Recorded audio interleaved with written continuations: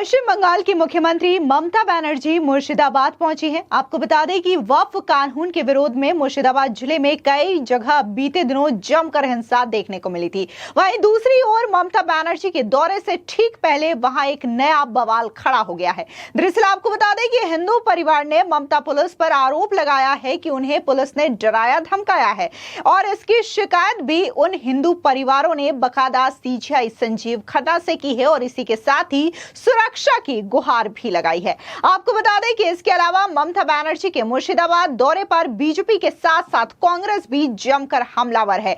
BJP के नेता दिलीप घोष ने आशंका जताई है कि ममता बनर्जी मुर्शिदाबाद हिंसा के सबूत मिटा देगी, तो वहीं कांग्रेस नेता अधीर रंजन चौधरी ने तीखा हमला बोला है। उन्होंने कहा कि जब मुर्शिदाबाद में खून बह रहा था तब दीदी खामोश थी और जब हालात सामान्य हो रहे हैं तब वो वहां दौरे पर जा रही हैं। दरअसल आपको बता दें कि जिस तरीके से मुर्शिदाबाद में पिछले दिनों देखने को मिला था कि वक्फ कानून को लेकर के हिंसा हुई थी और यहां पर कहीं ना कहीं जिस तरीके से पत्थर बरसाए गए थे, आगजनी की गई थी, उसके बाद कई सारी खबरें तो ऐसे सामने आई थी जहां पर हिंदू परिवारों को पलायन करना पड़ा था। बकायदा वो नदी पार करके स्कूल में जाकर के शरण लेने को मजबूर हुए।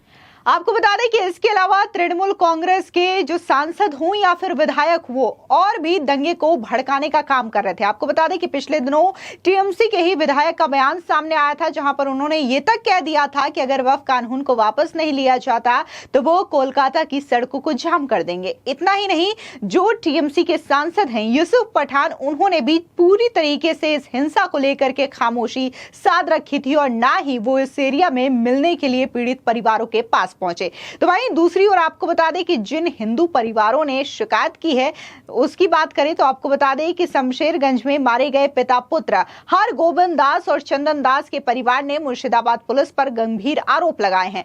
परिवार ने सुप्रीम कोर्ट के chief justice CGI Sanjeev Khanna, Kolkata high court के मुख्य न्यायाधीश टीएस शिवगनम और पश्चिम बंगाल के राज्यपाल सीवी आनंद बोस को पत्र लिखकर पुलिस के खिलाफ डराने धमकाने की शिकायत की है। दास परिवार ने अपने पत्र में सीजीआई, हाई कोर्ट और राज्यपाल से सुरक्षा की गुहार भी लगाई है। इसके अलावा आपको बता दें कि मुर्शिदाबाद में कोलकाता हाई कोर्ट के आदेश पर इन इलाकों में केंद्रीय सुरक्षा बलों को तैनात किया है। केंद्रीय बल अभी भी मुर्शिदाबाद के उन इलाकों में तैनात है जहां हिंसा का दौर देखने को मिला था। इसके अलावा कई बार इस बात का जिक्र हो चुका है कि ममता बनर्जी पश्चिम बंगाल के लॉ एंड ऑर्डर को ठीक से संभाल नहीं पा रही हैं। ऐसे में जल्द ही वहां पर राष्ट्रपति शासन लागू कर दिया जाना चाहिए।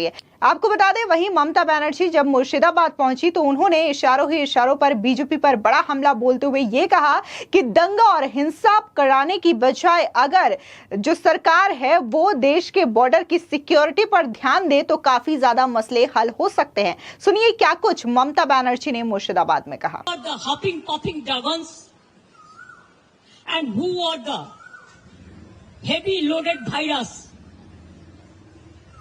who are creating always communal tensions and selling the country instead of doing the communal violence. Please take care about the border. Please take care about India. We love India. India is our motherland. Please save India from any disaster. Please give justice to the people who have lost their dear ones. Don't play dirty politics or nasty politics. I am the last person to tolerate all this nasty and dirty politics. I have seen so many things in my life. I have seen 10, 12 prime minister. I work with them. As an MP, I have seen them from the front. But I have not seen, I'm not talking about Prime Minister, but who is now acting Prime Minister. Sorry, may I repeat? Who is acting Prime Minister of this country? I don't know.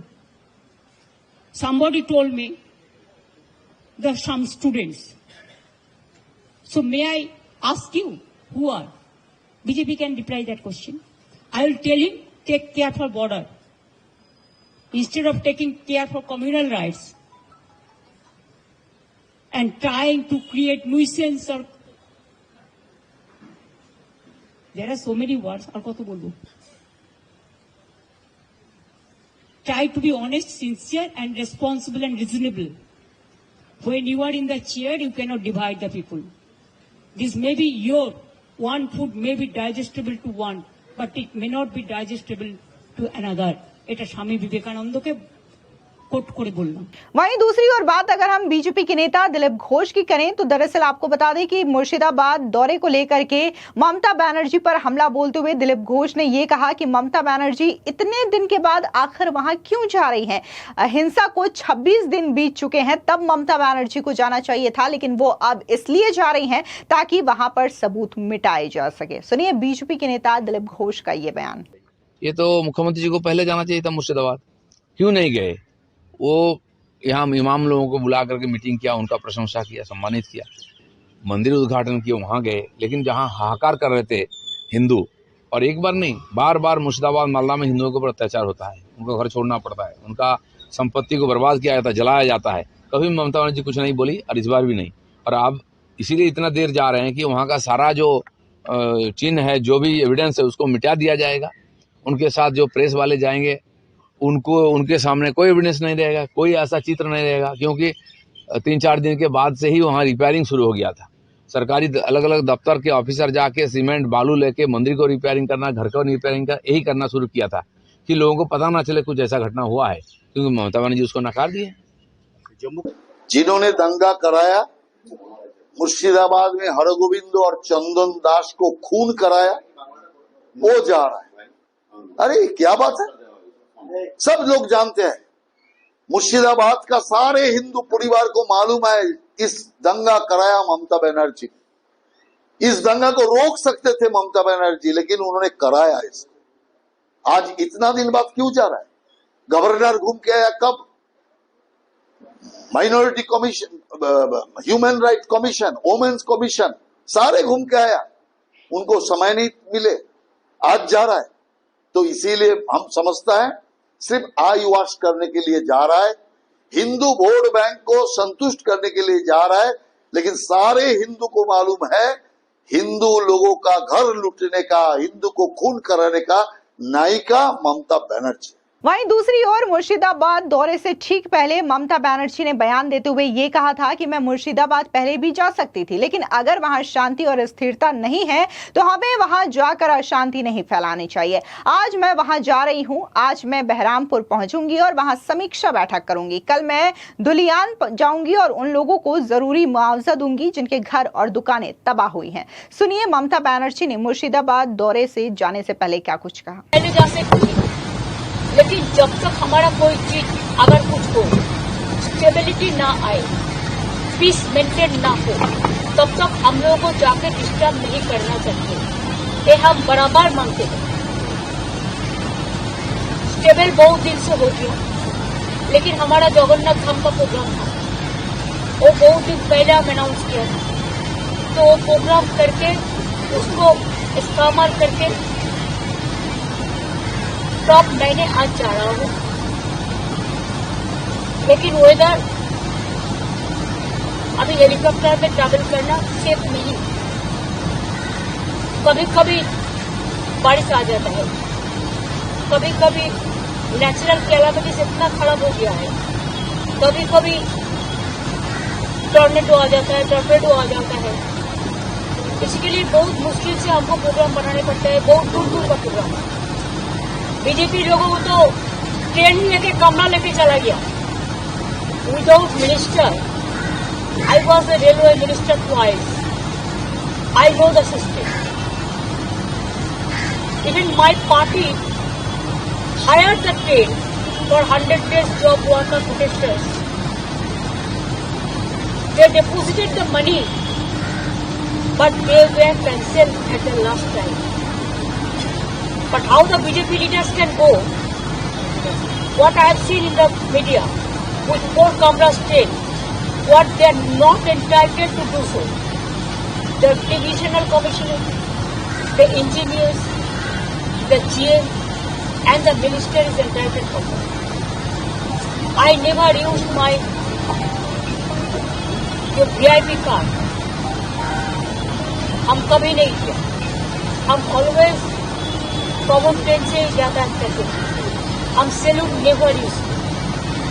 तो लोगों को जाने के लिए उसको government है, किसी के लिए जो भी मर्जी करते हैं, लेकिन हमको आज हम बहरमपुर पहुंचेंगे, 2/3 रोड हमको जाने पड़ेगा। इसमें जाने का अंदर भी हमारा नदिया बीरभूम इसमें वर्तमान में वेदर खराब हो सकता है। आज बहरमपुर हम लोग हमारा CS एडमिनिस्ट्रेटिव रिव्यू मीटिंग भी करेंगे। उसका बाद हम कल धुलियान जाएंगे। धुलियान से मेरे को पता है सबको लेके चलाया, लेकिन औरत ये है जो 2 परिवार था 2 परिवार को लेके आया। ठीक है, लेने दो, कोई बात नहीं, ये आपको ना उनका मर्जी है। वो लोग जाके पहले रुपया भी दे चुका, हमारा भी गवर्नमेंट को देना चाहिए था, हम देने के लिए जा रहा है उसको घर में देने के लिए। अगर कोई ना ले, कोई ना रहे तो ये तो हमारा हाथ में नहीं है, लेकिन जो आएगा हम उसके साथ वीडियो ऑफिस में मीट करेंगे, बात सुनेंगे। हम जो मर्जी हम जो पहले बोला बंगला बारी कर देंगे, जिसको दुकान भी तोड़ा उसको भी हम कुछ मदद करेंगे। इसके लिए हम जा रहा हैं। और उसका बाद छुट्टी में दुनिया से हम छुट्टी आएंगे। छुट्टी में हम एक पब्लिक डिस्ट्रीब्यूशन प्रोग्राम करेंगे। ये बहुत सारे प्रोग्राम, हमारा भी इनागुरेशन प्रोग्राम, फाउंडेशन, गरीब लोगों को देने के लिए, बहुत सारे कॉमन लोगों को देने के लिए, स्टूडेंट के लिए देने के लिए बहुत सारे प्रोग्राम खड़ा रहते हैं। तो हम जाने से प्रोग्राम हम कर देंगे। उसका बाद हम बहरमपुर भी आएंगे, परसों हम कलकत्ता में लौटा। यही हमारा प्रोग्राम है। दरअसल आपको बता दें कि वक्फ संशोधन कानून जैसे ही देश में लागू किया गया, उसके बाद जगह जगह विरोध प्रदर्शन का सिलसिला देखने को मिला। देश भर में जहां शांति से कई जगहों पर इस विरोध प्रदर्शन को किया गया, तो वहीं पश्चिम बंगाल में वक्फ कानून को लेकर के जो विरोध प्रदर्शन है वो हिंसा में तब्दील हो गई। बता दें कि 11 अप्रैल को खबरें सामने आती है कि मुर्शिदाबाद और आसपास के एरियाज में कैसे उग्रवादियों ने इस तरीके से हिंसा को आगजनी में तब्दील कर दिया, पत्थरबाजी में तब्दील कर दिया, और वहां पर जो परिवार थे उनमें से 3 लोगों की मौत भी हो गई। इतना ही नहीं, कई सारे हिंदू परिवारों को बकायदा वहां से पलायन तक करना पड़ा। पश्चिम बंगाल के राज्यपाल CV आनंद बोस ने 19 अप्रैल को हिंसा प्रभावित मुर्शिदाबाद का दौरा किया था। राज्यपाल हिंसा में जान गंवाने वाले लोगों के परिवारों से भी मिले थे। उन्होंने कहा था कि पीड़ितों को फोन नंबर उपलब्ध कराया जाए, जिससे लोग मुझसे सीधे बात करने के लिए स्वतंत्र महसूस कर सके। इसके अलावा राष्ट्रीय महिला आयोग और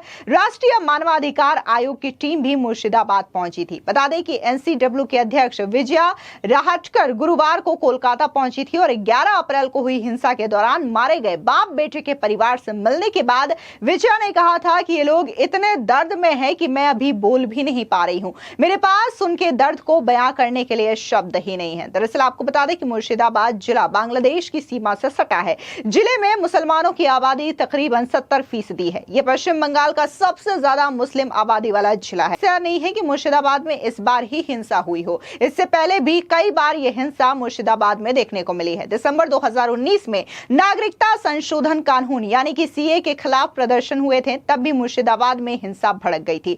14 दिसंबर 2019 को प्रदर्शनकारियों ने रेलवे स्टेशन और बसों को निशाना बनाया।